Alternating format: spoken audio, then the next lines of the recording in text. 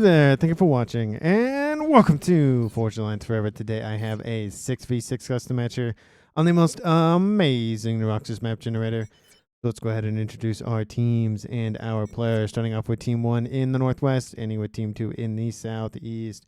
Starting off with Team 1's northernmost player, it is in Light Oak Tan, Wetman, going first lane as a Cybran.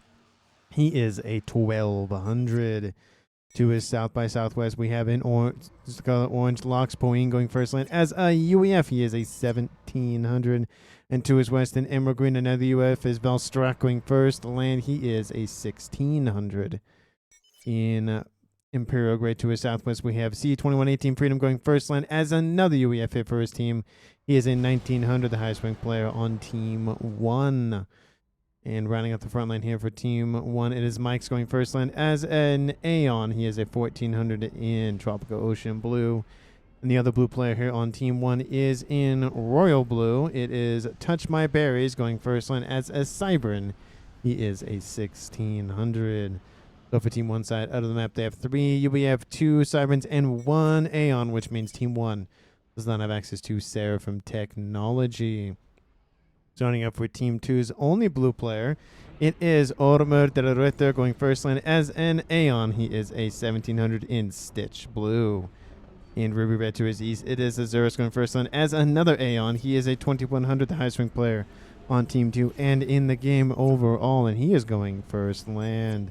To his northwest, we have in Batman Gray, Wacko Contact going first air. He is a Seraphim, the one and only Seraphim in this game. He is a 1500. In Chevy Crimson to his east is a UEF player of Kaiser Wilhelm, the first of his name, going first land. He is a 1400. In Glow in the Dark Green here to his north, we have Legends Lord 2 going first land and land all day.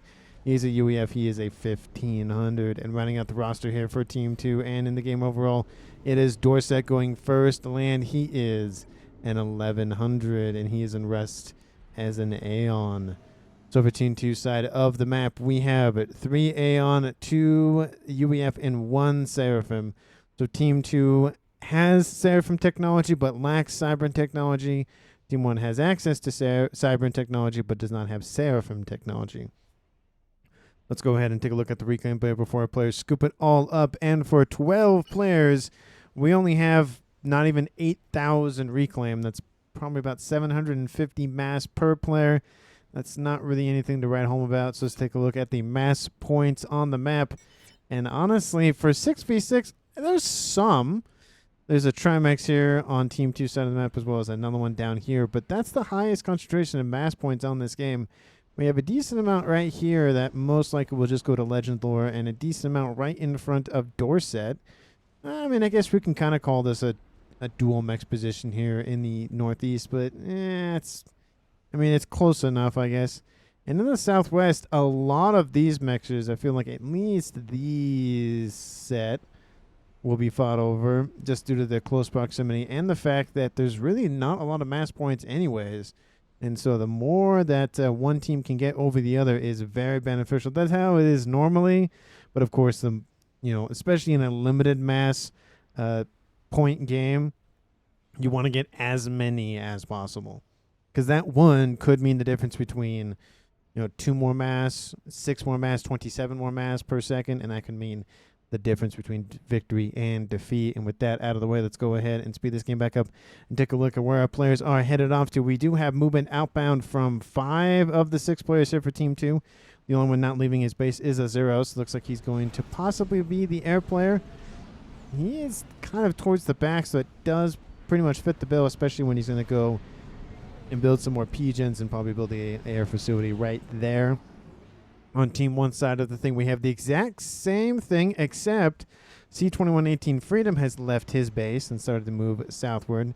It looks like everybody except one player in the entire game has left their main base to move to the central line to hold back the enemy or push it forward, depending on what team they are and depending on what point of view they have.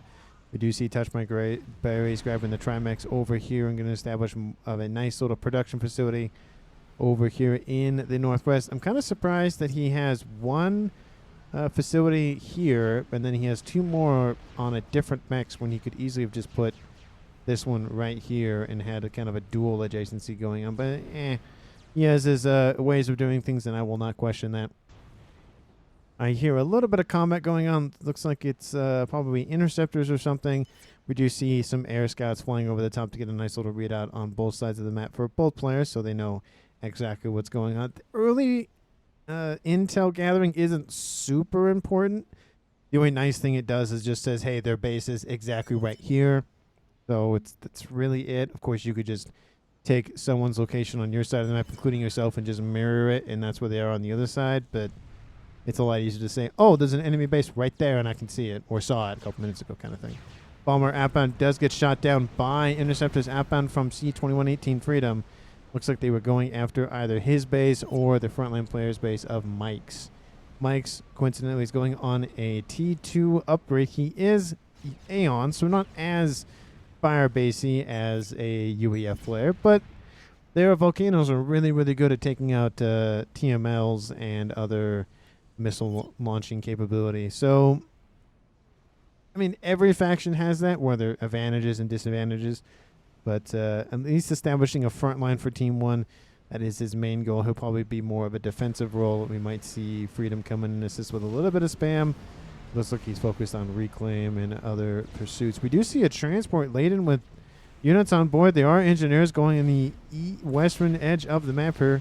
Looks like they're trying to drop all the way in the back line. Don't know where they'll go. Maybe they're going to try to do a spam facility. I hear a cannon going off from a comm. I don't hear it. Oh, excuse me, I do. It is Team 2's Kaiser Wilhelm, the first of his name, on the other side of this little pond in the middle here. And now we see Team 1's Valstrak moving backward to intercept the comm. He is going, just sending it today. Don't know where he's going with it, but it looks like he's going to go after those mexes that were built that he is now going to reclaim and steal the mass from. And that is it so far. We do see a gun upgrade. Oh, it's done, excuse me, from Wetman. He finishes it. Maybe he'll go for stealth. Probably not. Looks like he's going to try to push Dorset's kind of just walking back and forth for the time being. We do see comm on comm action here between Valstrak and from Kaiser Wilhelm, the first of his name. They're both UEF, no upgrades on board, no veterancy, so it's just bog standard versus bog standard UEF commander. Speed and damage upgrades going on the way for both Touch My Berries and Wacko, and we also see Freedom going for his version for the damage and range of the UEF variety. Looks like Legend Lore has started his gun upgrade as well, so lots of players in this game going for gun immediately. Still, Kaiser gonna keep his positioning, doesn't want to retreat, gonna reclaim before he leaves and says, nah, it's fine, I'm just gonna leave and call it a day. I stole a couple of your mass point Rex and call it a day. But Team 2's Dorset's gonna be walked down here in the eastern side by Wetman, and Wetman's gonna not stop pushing him. Dorset, of course, is only at 11,000 hit points while Wetman's at 10,000. But of course, Wetman has the advantage of the range and the gun speed upgrade, so he's definitely gonna be in the driver's seat for this encounter. We do see some units here on the eastern edge pushing back those units and infrastructure here for Dorset as well, so he's being hit both in the pocketbook and in the hit point variety. I would not be surprised to see some units outbound. Yep, there it is. Command has been given from Legend Lore 2 to move in and intercept, but unfortunately for Dorset, it might be too late. If Wetman decides to, he could just walk him down and kill him. Of course, there is a PD nearby. PD is actually going after the units nearby, not necessarily the comm, and the comm does stop. Dorset was at 2,500 hit points, and his strategy is probably just pushing Dorset back.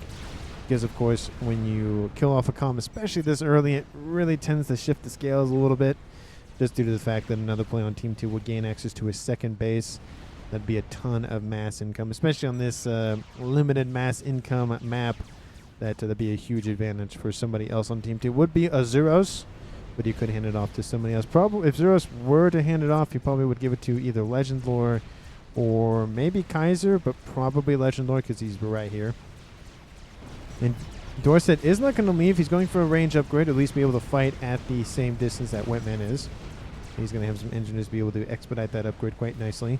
Damage, range upgrade almost done for Freedom. Stealth has been started and going to finish here for Touch My Berries. We do see Legend Lore in the middle with that gun upgrade, going to be able to push back this wall section that was going to be established.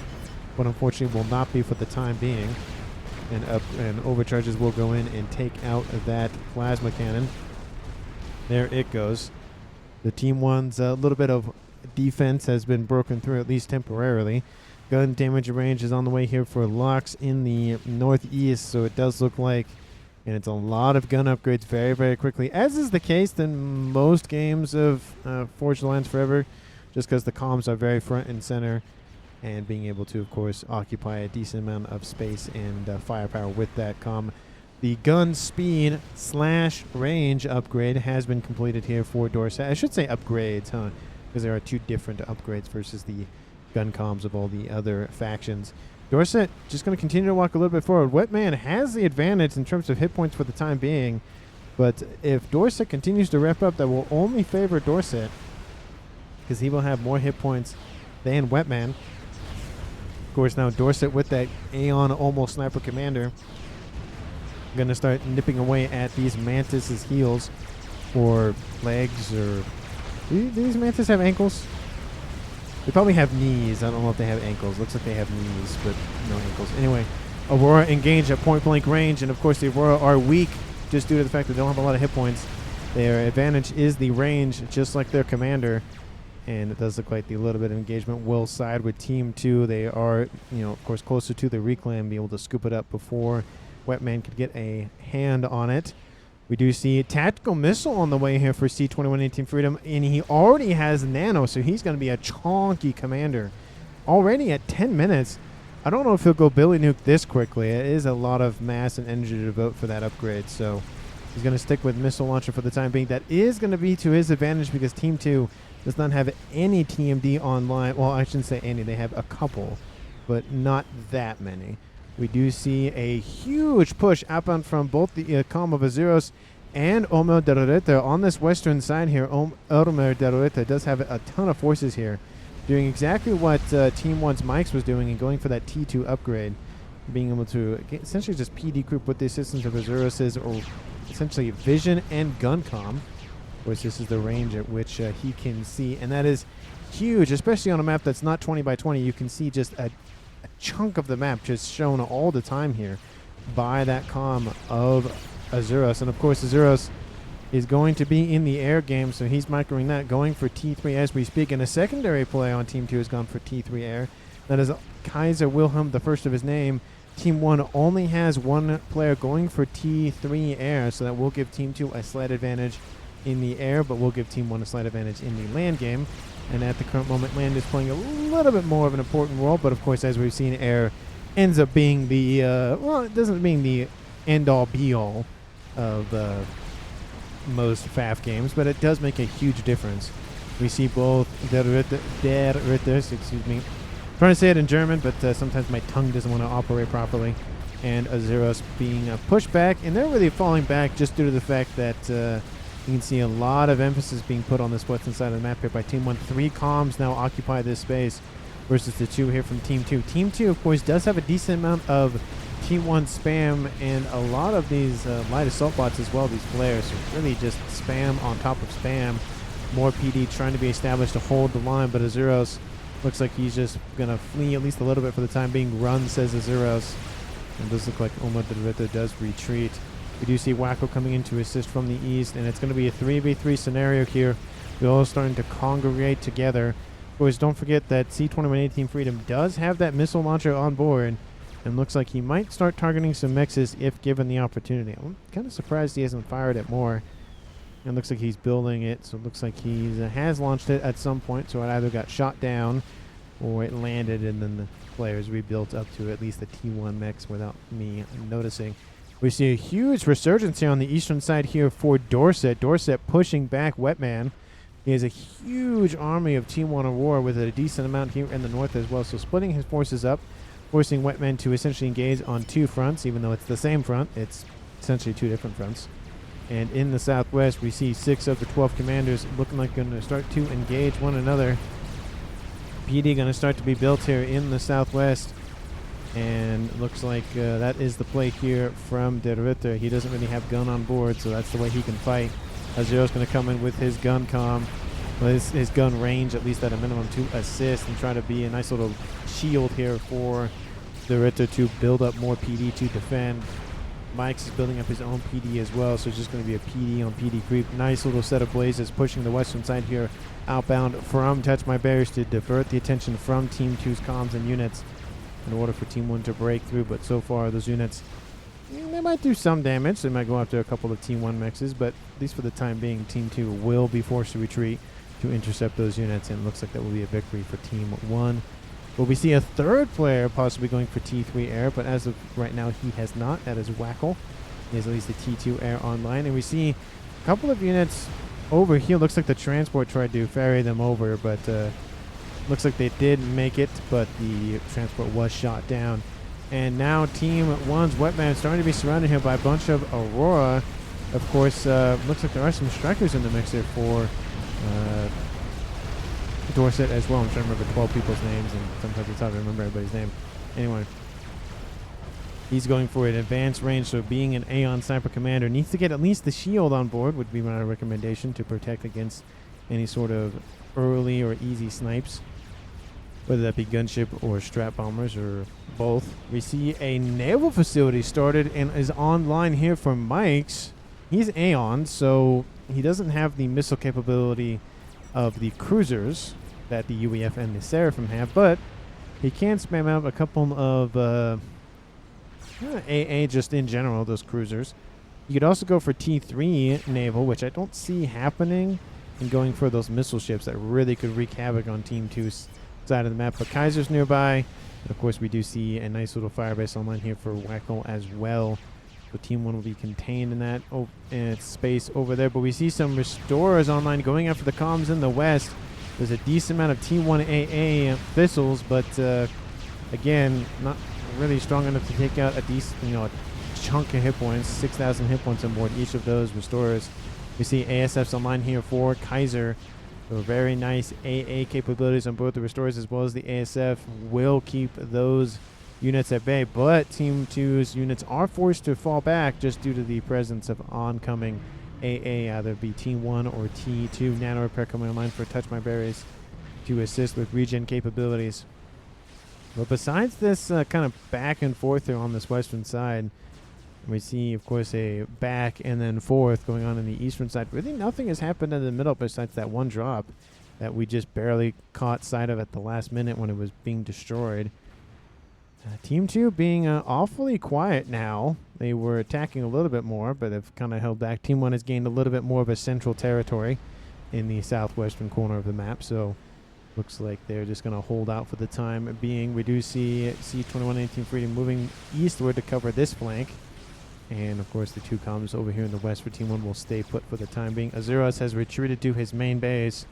Going to go for the expansion of his air grid. And as well as Der Ritter has retreated to his base, going to probably build up to T3 and land and call it a day. Essentially, everybody on Team 2 will have T3 land operating at least in some degree at some point. It is almost done. It's online. Well, at least T3 air or T3 land, depending on which way they went. The same group of restorers, now a little bit stronger, outbound here from Azuros once again. The ASF will engage here from Team 1. But of course, with the added forces from Team 2's Kaiser Wilhelm, the first of his names, ASF force, and the restorers, the AA capabilities on board those gunships, it's hard for us to see Team 1 winning this. There are a lot of targets for Team 2 to chew through, though, so it might be close to a tie, possibly. But, I mean, a couple of the gunships have been shot down. Looks like, yeah, it's going to be more of a victory for Team 1 due to the fact that they shot down all of Team 2's gunships. But Team 2 does have some ASFs as well. Gun transport was spotted and shot down. Another group of units dropped. This time it's Percy's. But there are already units nearby to intercept those, so they're not going to get really far. And honestly, in this engagement, there's a lot of things to shoot at, so probably Titans would have been better. If they're going after Mexes, which is what they're probably going for, that is the better way to do it. They will get this mexed up after that Percy reloads. And there are some gunships spammed up here from Team 2's Legend Lord 2 to be able to assist in defensive measures. So a couple of Mexes will go down. Looks like it's 3 so far. Maybe they'll get a 4th, but I don't think they'll get farther than that, and you get a fourth. It's just a third. Was it worth it? Was it annoying? Most definitely. So, you know, here at Strategic Launch, we know that annoying can lead to victory depending on how many times you annoy your opponent. But of course, if you only focus on annoying and not killing, it doesn't really go well. So we'll have to check out a Team 1 strategy here pretty shortly with Lox transporting those units constantly over. And of course, all this is going to do is just embolden Team 2 to go for more not TMD, some AA defenses, either T2 or T3, to, of course, deal with any sort of transports that do fly over the middle of the map. We do see a decent amount of, not flapjack. Now, these are flapjacks online here for Legend Lord, using the ice to his advantage. I would love to see some spearheads up here just to spam out missiles very, very quickly. Of course, Team D can only deal with so much. Even if it's a volcano, there is a point at which it just buckles.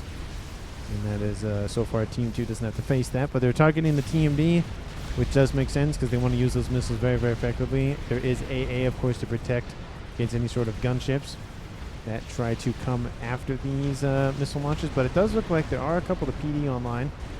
And there's a bunch of tanks here, but unfortunately, Team 1's units and structures cannot reach those flapjacks on board those that plateau. Looks like there is a couple of Lobos that are shooting up there, so some things can shoot at them, but not really a whole lot.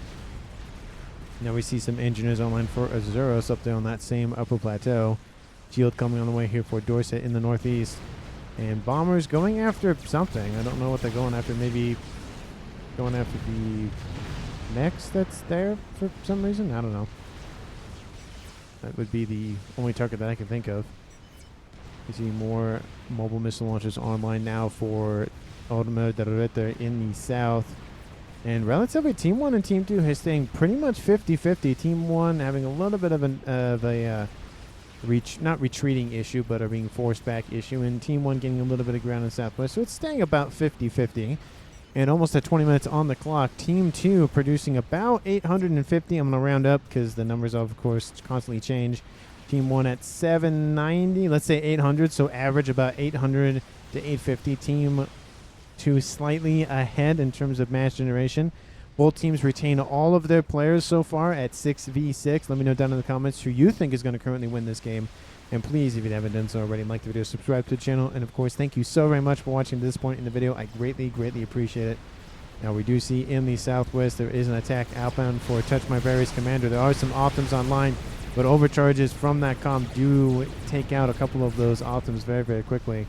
We do see a transport on board that had some units. It looks like it was a Percy, deal with all of these units outbound from Team 2 in this upper plateau. Again, those transports still making a huge play here for Team 1's Lox Poig, being able to, again, just annoy Team 2 constantly with, you know, transport here, dropping off units there, dropping off units, you know, there, whatever the case may be. And Team 2 still have been able to push back Team 1 as of yet. Large armies are starting to be built up in that southwestern corner. And the column of Touch My Berries, 4-star veterancy, almost at 5. So about to sit at about 50% more of his hit points, and I don't know if it scales with region. I don't think it's 50%. It might be. Well, 50% would be 15 starting, so no, it's probably more than that. I think it's like, I think it's 50%. I don't know. I don't remember how the region factor scales. Anyway, we haven't seen any sort of big ticket items as of yet for either team. Team 1, of course, has Sirens. So we should be seeing some monkeys pretty shortly, or at least started at this point. We do see a FAF warrior almost finished here for Freedom. Looks like he'll be the first player to build an experimental in this game. No one else on Team 1 has at least started anything. Stealth on the way here for, Shield on the way here for Legend Lord. He was UEF. They do not have Stealth. And yeah, no one else on Team 2 has started an experimental, so Team 1 has a huge advantage. And Billy Nuke is started here for C2118 Freedom. And he's going to go for that long play of doing a bunch of Billy Nuke nonsense, which we have seen in other games can be just a whole lot of nonsense. We see the comm of Lox Boeing dropping his comm in the middle of an oncoming assault here from Team 2, Legend Lore. But of course, there are some PD being built, and there are a lot of pillars in the midst. They're, of course, focused on other things at the moment. Legend Lore probably, of course, running away from the army outbound from Wetman and trying to get away or not get away, but get into the base here for Lox Farik. This will probably save a decent amount of his structures, but he might lose some nexus in the interim though. There are some pillars that do break on through, going for the rear guard air slot player of Valstrak. And these units, not really going to get anywhere, unfortunately. I thought they would, but there were some loyalists in the midst there for Wetman. But this, of course, has allowed Team 2's Dorset to push in. I love the fade and, hook maneuver here. Outbound here from Team 2. One player pushes their army in, distracting all of the frontline units. Those that retreat, allowing Team 2's columns and units to push in, take out defenses, and allow this to be a little bit easier to invade. Wetman, of course, is on the front line with his commander as well. Doesn't have Nano on board yet, but at least has one upgrade to Nano, which is the stealth upgrade. There are Blazes in the mist trying to take out those T3 Mechs. Blaze is definitely not the best unit to take out a lot of HP structures units because they just don't do a lot of damage, but they are useful. And the comm of Dorset has lost his shield, now losing actual hit points on board that commander. And he will have to retreat. Didn't take out a lot of defenses. Unfortunately, this attack does not really work out here for Team 2. So he will have to retreat and find another way in for the time being. Shield almost done here for Legend Lord and Tactical Nuke. 2/3 the way done here for Freedom. And T2 on the way here for Touch My Berries. All quiet on the southwestern front here for Team 2 and 1, except there are some sniper bots shooting at a couple of Harbingers trying to chase them down. Unfortunately, those Harbingers are not going to, at least some of them aren't going to live to see another day just due to the fact that, this sniper bots have the advantage. So, and they are forced to retreat, but that is a decent amount of units there, especially those shields and AA. Team 2 can't just easily roll in and take them out, but those sniper bots are doing a great job of just kind of poking and prodding at Team 1's defenses. Now that Fat Boy has made it to the front line here for Freedom and coupled that with his Billy Nuke, could be very devastating here for Team 2. ASF come in, clear the skies here for something. More ASFs online here for Team 2's other red player of Azuros. So both of the air players for Team 2 both are red, whether that be Chevy Crimson or Ruby Red. They're very easy to keep track of. And what I've also noticed is that blue is fighting blue, orange is kind of fighting orange. Green is fighting green, kind of. So it's kind of all very similar. Dark gray is fighting light gray. All very similar. So I do appreciate the color coordination when players and teams to do that. I just wish all of the same colors were on the same team. But, I'll take this kind of close things. Again, the one biggest offender for me is the Laddish Red Pink and the Barbie Pink. I don't care if they're on the same team or they're not on the same team. They look almost exactly the same. So at a close glance, I'll say one is for the other. That is my one gripe with those two colors, is they are very, very similar. Almost like you got to darken one of the pinks kind of thing and make it a little bit easier to detect. But then if you darken let's say the Barbie pink, it's not really pink anymore. It's kind of red. It kind of defeats the purpose. Anyway, nice group of units engaging here from both teams. They're both Aeon, so no faction advantage here to consider. The only advantage here for Team 2 is they have some sniper bots online, giving them a little bit of attack power from range. It looks like there's a little bit more Harbingers online here for Team 2, slightly due to the fact that the sniper bots were targeting them directly.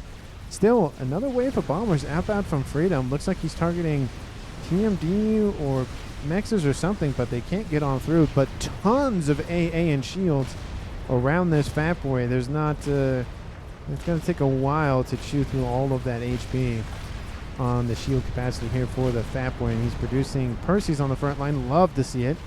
Love to see that mobile factory be used as an actual factory. So love to see that. Counterattack outbound here in the northeast from Wetman. You see Dorset in retreat. His fire base is going up in smoke as we speak.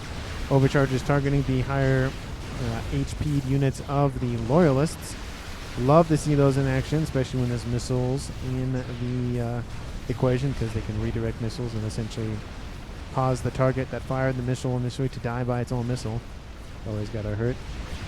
Omni online here on this upper plateau here for Azuros is being shelled currently by T3 artillery. Yeah, it's T3 artillery outbound from the Serenity. Shield trying to get online but does not finish. And unfortunately here for Team 2's Azuros, that Omni is going to go offline. Not right this second, but it's going to take a second to chew through all of the things that Serenity is targeting. Fat Boy now being used at range to take out this group of T3 and T2 units outbound here from the Ritter. and he'll have to rethink his strategy. He's going for Galactic Colossus at the current moment. And anybody else going for any experimentals? Very interesting to not see a chicken being built here by Wackle. And yeah, I don't see any other experimentals coming online here for Team 2. Team 1, nano repairs going online. We see another FAF boy be constructed. This time it's from Lox. And another FAF boy, still from Freedom. And another FAF boy, looks like it's outbound from the engineers. Touch My Berries. We see a nice group of units using the water as cover to push through the middle, but there are a decent amount of units surrounding them, but there are T2 Serenities trying to target them as they move, but accuracy kind of gets annihilated when they're on the move.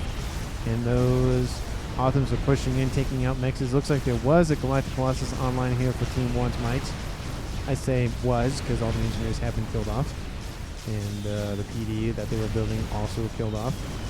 Janus over the top, going to just firebomb that Galactic Colossus that's being built. Going to take off some hit points from that.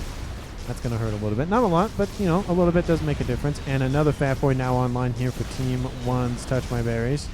They'll just shell this position and push Janus over the top, constantly baking everything in fire.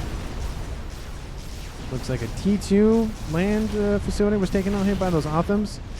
And we do see, of course, more units coming in from the backline here from Team 2's Wacko Contact, pushing into the middle of Team 1's base, but also forcing 2 comms from Team 1 to retreat from their main frontline positions and deal with this. The Autumn's going after the shields, looking like they're targeting the SMDs. Always a good target to take out. It's always better, of course, if you have a nuke ready to be fired or almost ready to be fired. It makes it all the more sweeter. And explodes to the east. Looks like it was killed off by Legend Lore against Lox. Looks like it was a bunch of Percys targeting that commander. First kill of the game at 58 minutes. And the Autumn's still pushing in, getting tons of value out of this. Of course, the SMD is down. Now they're targeting Val Strax commander, who's going for an upgrade. Unfortunately, these Autumns don't really have a lot of hit points left, so they won't last very long.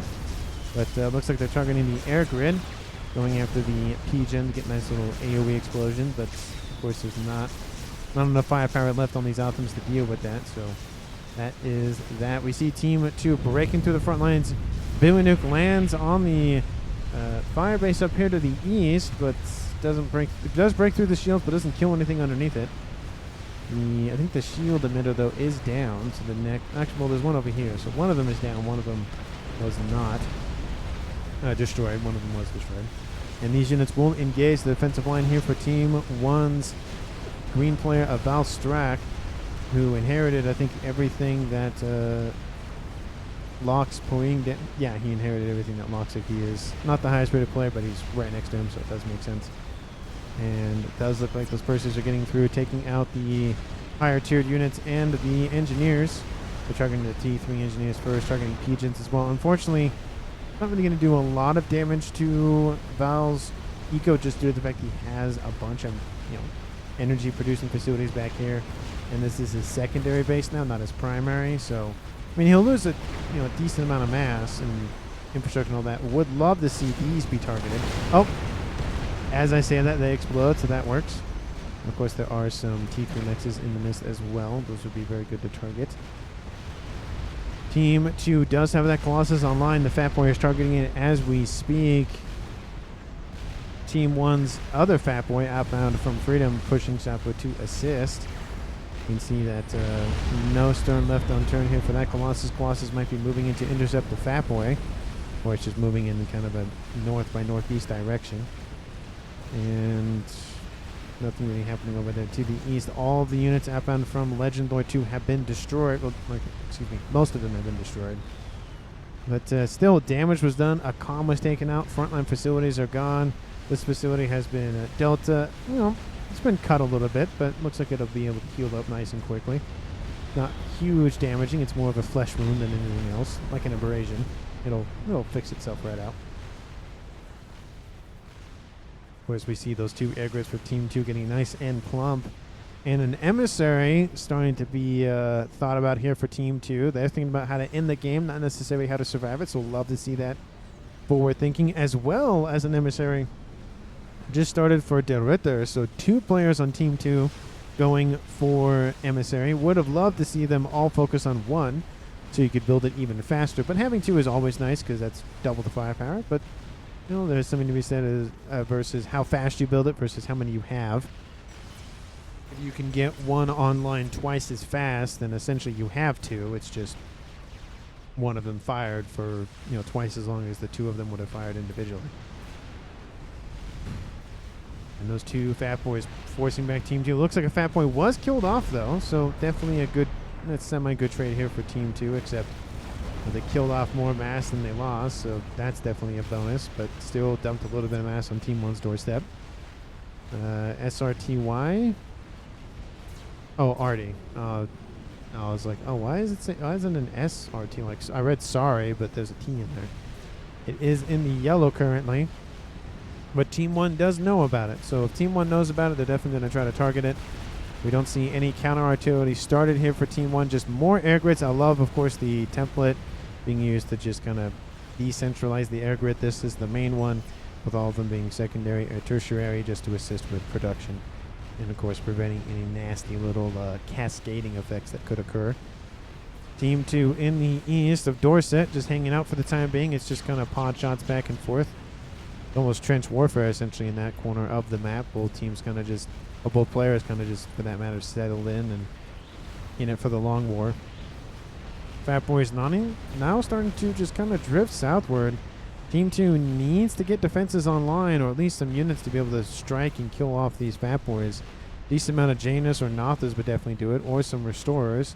Except there's a decent amount of T3 and T2 AA in the area, at least protecting this Fat Boy. So even if Restorers drifted in over here, they would mostly be in range. You have to be very careful of how close they get to that southern Fat Boy. I would also love to see Team 2's players just gravitate towards having one player manage most of the air. Having two players essentially at the same amount of ASF. We have Azuras at 128 and Kaiser at 172. So he has a little bit more, but I'd love to see probably 50 or so of those ASF from Azuras transferred over to Kaiser, so we'd have a little bit more easier time of microing everything. We do see some pings going down here. Looks like it's outbound from Team 2's Wackel, targeting the fact that there is a Duke under construction here by Team 1. Under construction by the player of Freedom. And he's the one that also has the Billy Nuke, which we've seen once. Maybe we've seen it twice, but I haven't noticed the second explosion. Looks like maybe it just be the one. He's loading, I guess, his second missile as we speak. He's at 5-star veterancy. And especially when you build a Billy Nuke, it's really easy to get to 5 stars. We have Percy on Percy on Percy. Actually, those are bricks, not Percy's. We have outbound Percy on Percy fire, outbound from Team 1 and Team 2. And a Fat Boy just laying waste to this upper plateau position here for Team 2's Legendor. We do see Mike's in a nice little heart. Looks like he did transfer all of his base and units over to Freedom so he could get the benefit of his mass and structures and all of that. Don't know why he's decided to do that. Don't know if he had to go somewhere or whatever the case may be. Maybe had to go answer the door because his dog's barking or someone's at the door, pizza or something. I don't know. He just had to go for a minute. That's probably why he's like, hey, don't target me. I'm just kind of sitting here doing nothing, so don't worry about me. Is what he's saying, essentially. While Strax built an experimental, it's most likely a Fat Boy. No, it's actually a satellite outbound from him. I do forget that these are technically classified as experimentals, so that does fit. Team 1, of course, building up more mobile brick walls here in the northwest, and Team 2 going for a nice Colossus. That's going to break through the front lines here for Team 1. Team 1 does have a Fat Boy, does have a Monkey, but again, a Monkey versus a Colossus. Colossus beats it in range and in HP. The only way that Monkey could gain the advantage is if the Colossus focuses on all of the other T3 units and then focuses on the Monkey, which mostly never happens, so good luck with that Monkey there on the northeastern corner. Fat Boy's still pushing. They've now multiplied. There's 4 of them. Actually, 5 of them now here for Team 1. But one of them does get killed off by units outbound from Team 2. Actually, I think that was artillery, actually. And Team 1 will lose a Fat Boy essentially in no man's land. It also looks like Touch My Berries had some power issues, which he lost the shields for the Fat Boys very momentarily. That's got to hurt. The Duke is almost constructed here for Freedom. And how is Team 2's artillery doing? It has been completed just recently, which means it's going to start focusing fire on something. And it's going to focus fire on that Duke, as it should, because that is its current rival. Azuros receiving the pleasure of having a laser go into his air grid. That's never a thing to deal with, or a fun thing to deal with, I should say, but he's dealing with it nonetheless. Did shield up his emissary that's almost constructed, so 2 emissaries almost done for Team 2. And a laser started here for Kaiser. Sorry, the satellite laser is referred to the chest. Laser of the Cyberns. But a chicken using the water to get close to the Fat Boys does kill off one of them, forces all of them to retreat. The chicken does get killed off, but the damage has been done. The Fat Boy has been killed off. Ion Storm will activate, killing off a couple of nearby friendly units. And that's essentially about it. These units will retreat back into the water. Team 2 using a huge advantage in that regard, or getting a huge advantage. But Ritter targeted by Touch My Berries. Looks like, hold on. There are tons of missiles outbound here actually, no, they're missiles outbound here from, where are they outbound from? Huh. I mean, that definitely, oh yeah, they're missile launchers outbound here from Wackle. Very interesting. Targeting where Touch My Berries was landing. He was teleporting right on top, trying to target him before he was killed off, but Del Ritter has been killed off by the the Cybern commander of Touch My Berries, and he is killed off. Let's see who gets the credit for it. It is Wackle gets the credit for it. And so now Team 2 will lose their first player of the game. It's now a 5v4 in favor of Team 2 still, through the murder-suicide situation that just happened. And, of course, Freedom will inherit everything that Touch My Berries did, because he's sitting right next to him. It's essentially now a 3v5 game. You can count, of course, Mike's in the... can throw his hat in the ring, but he's kind of sitting in a nice little heart-shaped wall section right now, so he's there, but not there. Please move. I'm trying to build, says 20... his ASF are like, hey, I want to sit here. It's a nice place to park. Going to build a nice pigeon to increase the fire rate of said Duke. But with one of the emissaries down and out of the count here for Team 2, they're down to 1v1ing it. Second emissary has been started here for Azuros, and of course the reclaim is also gone. So that's also got to hurt. Can't even just reclaim it and build another one of it. Also, why not Tele Azuros? Yeah. I mean, there were a lot of engineers and RASCOMs nearby, so it probably could have easily just built up defenses and deal with that. But there goes his air grid as we speak here. That's probably why, is that the shielding was a little bit stronger here for Omer Del Ritter than it was for Azuros, so the artillery could easily target it. But I don't know. Let me know down in the comments if you felt Touch My Berry should have gone after Azuros instead. I don't believe so, because there is, of course, a satellite overhead, and it's dealing with the air grid quite nicely. But I don't know. It does beg the question, though, of would have it been worth it, which, I don't know. Again, it's a catch-22 scenario. We do see a Novax almost constructed here for Kaiser. It's a little bit slower down. I mean, I say it's slowed down, but there are no Novaxes online, artillery firing at one another. The artillery here from Team 2's Azuros not concentrating on the Duke, it's actually concentrating on the air grid here for Team 1 for Valstrax. So it looks like if Azuros' plan is to take out the air and be able to crush Team 1 with it, which is definitely a good idea, but of course he runs the risk of not targeting the Duke in time, and the shielding gets strong enough to where emissaries can't puncture it, and then that's it. Game over. We do see Fat Boys lining the western approach once again, just kind of hanging out for the time being. Don't see any more chickens. One is being built as we speak here by Wackle. He's still using that pond as cover for his engineers to be able to... Well, they're not covered because they're above the water, but his other units would be underneath the water. We do see in the northeast, Team 2 slightly pushing out chicken. Oh, actually, no, sorry, that's a Colossus. Kind of looks like a chicken, but is not. It is a Colossus. Down the west, looks like the monkey and the Colossus had a nice little discussion, and neither of them won. They both died. The monkey is online here for Wetman.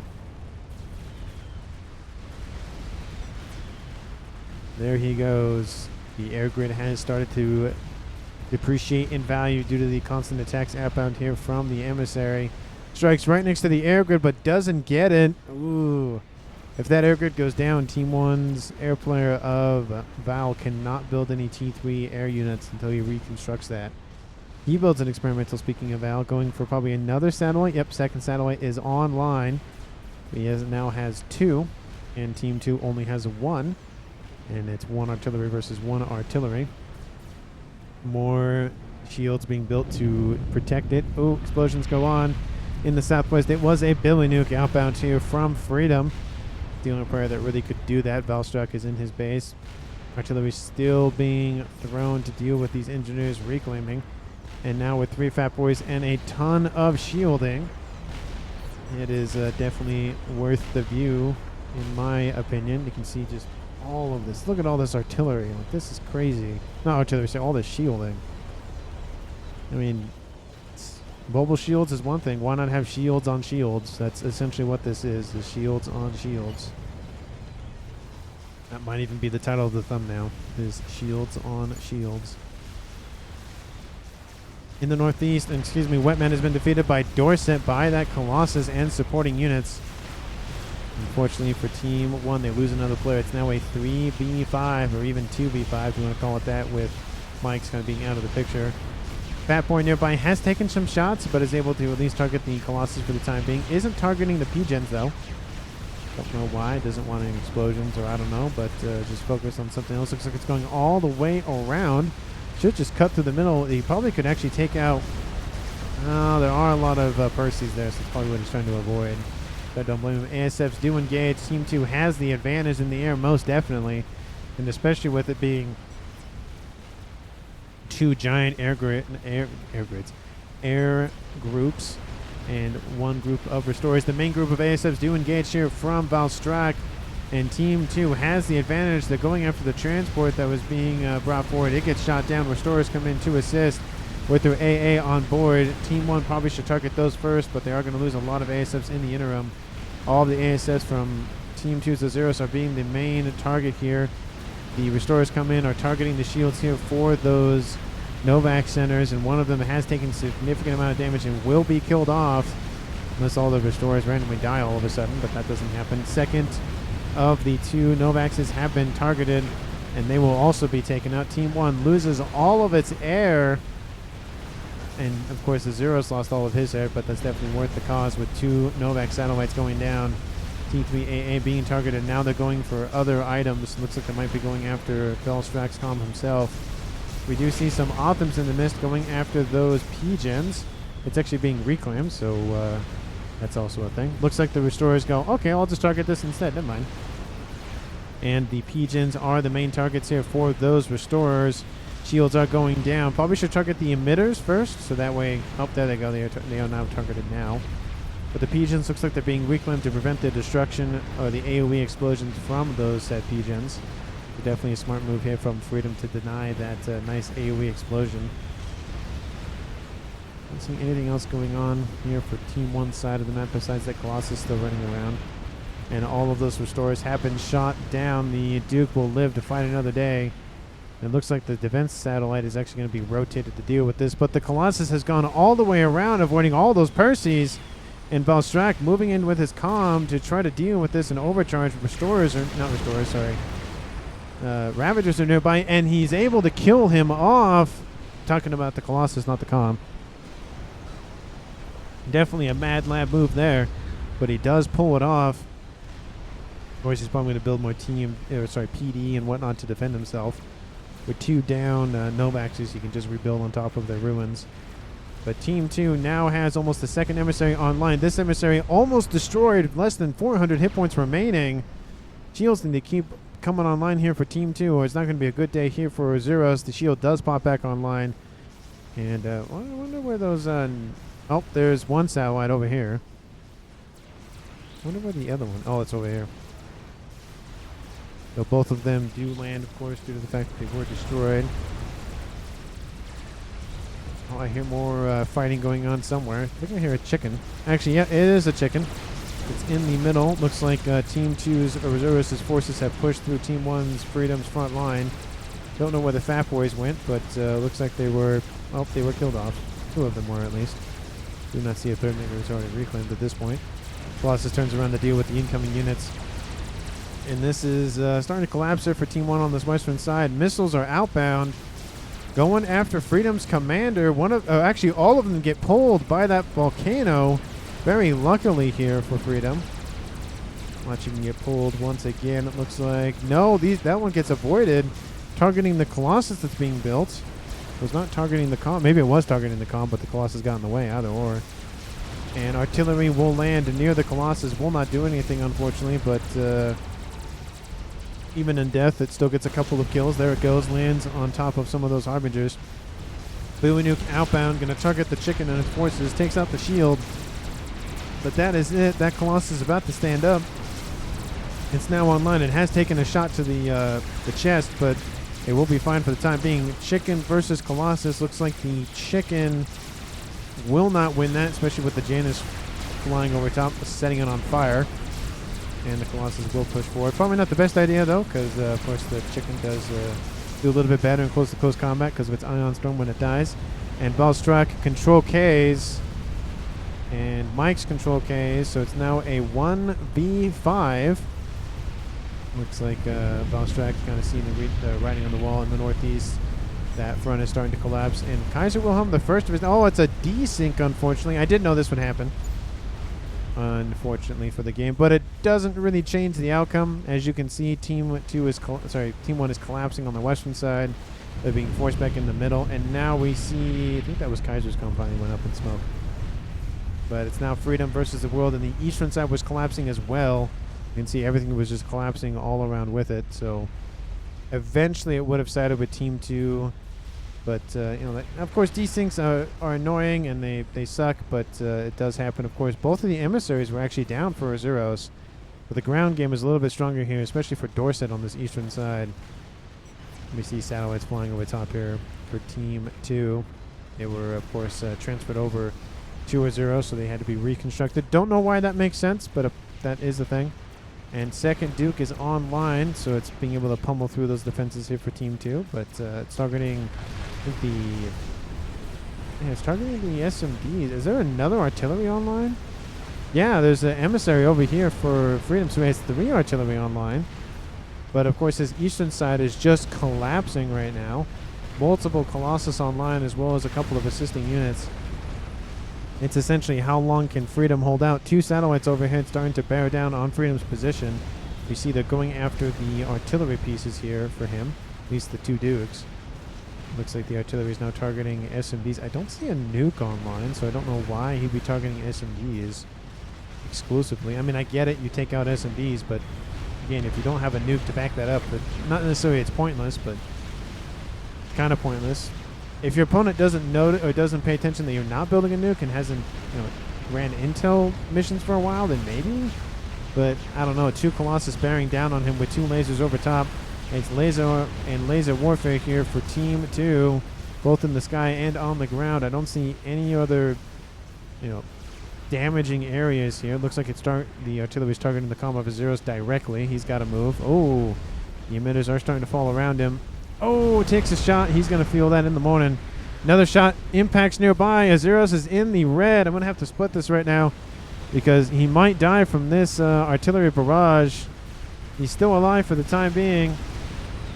But those Colossus running in, taking out all of the shield emitters. Looks like they're being reclaimed by these engineers as we speak. And Azuros might just get out of dodge and be able to be saved for the time being. Lasers targeting the P-gens. There goes one explosion. That one will be prevented. Looks like it's targeting another one. The Dukes have been primaried by said Colossus.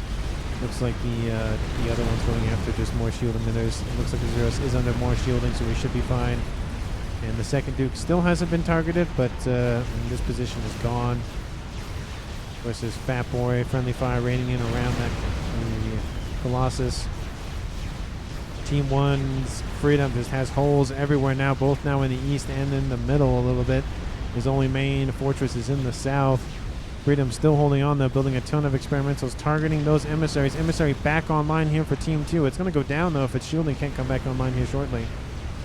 Of course, we do see Freedom constantly pushing in. Need to move that. I think that's a little better. Targeting the air grids. Azuros spits the next minute, but he gets targeted by that artillery. Shot to the face. Zeros is defeated by an artillery shot straight to the face. That's gotta hurt. Oh, it's now a 3v1. Still in favor of Team 2. But Team 1 is trying to claw back. Second emissary about to be completed. Oh, what? Oh, that's dumb. It was almost done. Oh, that's dumb. It looked like it was going to finish, but then it got killed off for some reason. That's definitely disappointing. But with Dorset's forces already in the middle and back line here for Freedom's base, and artillery now raining in here from once was Azuros. Now it's Wacko contacts bases. He has his own artillery piece online as well. So 2 artillery here for Team 2 and only 1 online here for Team 1. It is an emissary, though. It is the best one in the game, in my opinion. But, again, it's still a 1v2 scenario. And those units still trickling in and starting to annoy just everything here for Freedom.